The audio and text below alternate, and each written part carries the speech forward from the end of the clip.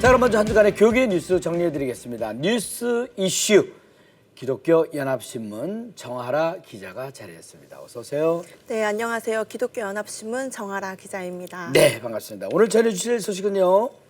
네, 매년 9월 10일은 세계보건기구가 전 세계의 생명의 소중함과 날로 증가하는 자살 문제의 심각성을 알리기 위해서 지정한 세계 자살 예방의 날인데요.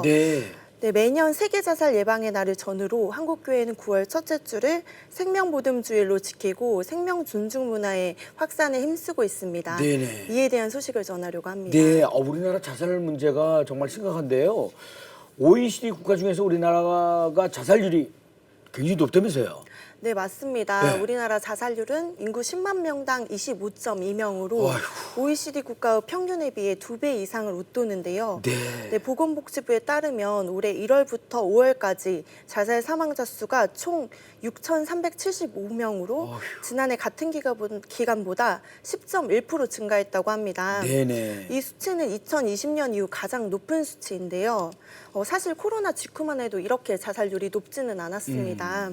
나만이 아니라 모두가 힘들다라는 인식이 이렇게 자살 위험을 일시적으로 낮췄다는 평가인데요. 네.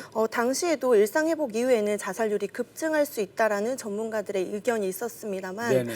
실제로 코로나 팬데믹 이후 사회적인 고립과 경제난, 우울과 불안 등의 다양한 요인이 영향을 미쳤을 것이라고 보고 있습니다. 네네. 무엇보다도 생명과 관련된 문제인 만큼 한국 교회가 자살 예방에 더욱 적극적으로 나서야 하지 않을까 싶은데 어떤 노력을 이렇게 기울여지고 있습니까? 네, 자살이 국가적인 문제로 대두되고 있는 만큼 한국교회에서도 자살 예방을 위해 열심히 노력하고 있는데요. 네. 특히 기독교 자살 예방 기관인 라이프 오프를 중심으로 자살 예방 활동이 활발하게 이루어지고 있습니다. 네네네.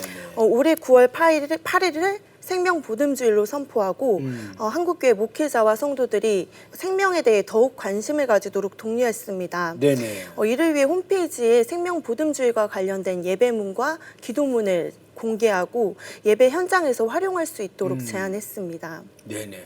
그런 그 관심이 교회 안에서뿐만이 아니라 일상에서도 이렇게 이어져야 하지 않겠습니까? 네. 그래서 전국적인 캠페인도 벌이고 있다면서요. 네, 맞습니다. 라이프오프는 시민의식을 일깨우기 위한 운동의 일환으로 지난 2014년부터 사람 사랑, 생명 사랑 걷기 캠페인을 전개해 왔는데요. 네. 생명의 가치를 알리기 위해 지난 9월 8일 안양을 시작으로 오는 10월까지 전국 곳곳에서 캠페인을 열 예정이라고 합니다. 또한 그동안 음지에 머물러 있던 자살 유가족을 자살 문제 해결의 주체자로 세우기 위해서 법률 개정 서명 운동도 함께 진행하고 있습니다. 네네네.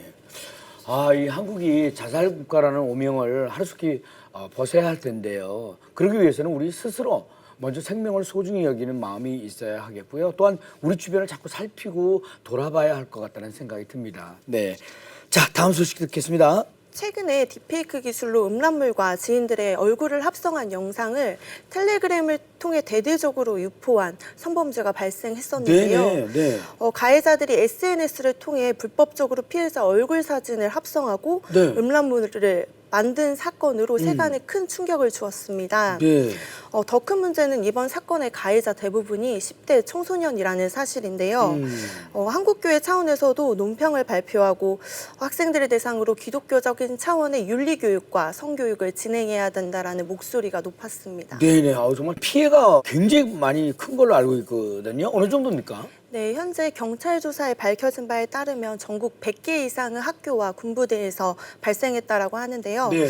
일각에서는 가해자가 22만 명이다라는 보도도 있었지만 오보로 확인됐고요. 국내 가해자 수는 정확하게 집계가 어렵다고 합니다. 다만 교육부 집계에 따르면 200여 명의 피해자가 발생했다고 하고요. 특히 대부분의 피해자는 중고등학생이 대부분이고 일부 대학생, 군인들, 교사들까지 포함된 것으로 알려져 있습니다. 피해자는 온라인을 통해 자신의 얼굴이 얼마나 유포되었는지 알 수 없기 때문에 더 큰 두려움을 호소하고 있는데요. 더 충격적인 사실은 이번 사건의 가해자 대부분이 70% 이상이 10대 청소년이라는 사실입니다. 이들은 텔레그램 채널을 통해 음란물을 유포했을 뿐 아니라 직접 판매까지도 했습니다. 네네. 이런 상황에서 교회는 어떤 노력을 할 수 있을까요?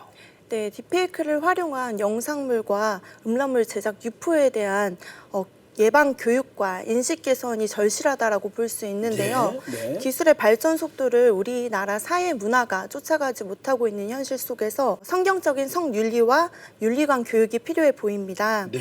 이에 한국교회 언론에는 논평을 발표하고 이는 타인의 인격을 파탄내는 중대한 범죄라며 청소년을 대상으로 바른 성교육을 실시하고 기독교계에서도 선제적인 감시와 조치가 필요하다라고 당부했습니다. 네네.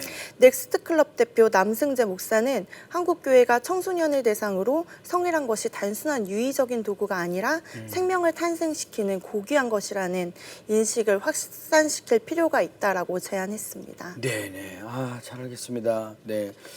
기술의 발전을 사회 문화와 인식이 따라가지 못하고 있다는 이야기에 공감하게 되는데요.